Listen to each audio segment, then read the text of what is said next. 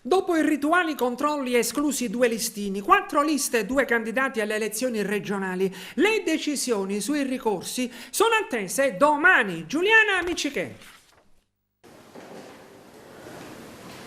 Dopo i previsti e obbligatori controlli delle commissioni elettorali provinciali e della Corte d'Appello di Palermo, 2 listini regionali, 4 liste provinciali e 2 candidati ragusani, al momento non risultano ammessi alle elezioni regionali del 25 settembre in Sicilia.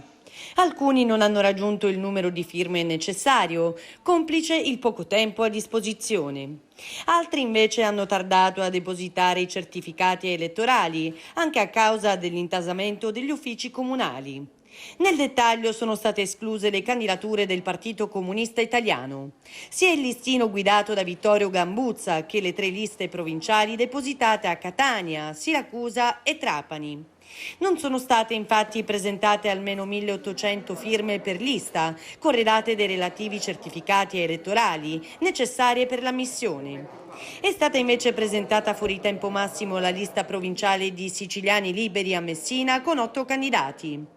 E il fondatore, Ciro Lomonte, spiega: l'ultimo accesso era alle 16. Noi abbiamo tardato di qualche minuto perché il comune di Patti, oberato quel giorno di richieste di certificati elettorali, ha avuto problemi informatici e difficoltà di stampa.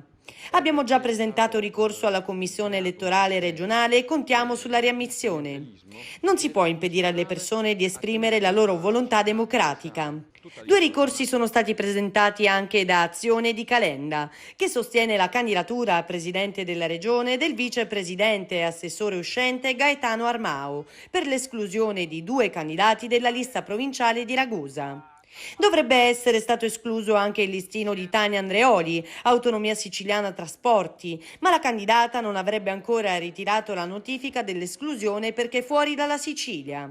Le definitive decisioni da parte dell'Ufficio Centrale Regionale sui ricorsi trasmessi dagli uffici centrali circoscrizionali relativi alle liste provinciali e su quelli direttamente presentati in Corte d'Appello sui listini saranno comunicate ai partiti domani, venerdì 2 settembre, e solo sabato 3 settembre si stileranno le liste definitive che saranno inviate all'assessorato regionale, alle autonomie locali e alle prefetture per la pubblicazione sulla Gazzetta Ufficiale e la stampa dei manifesti.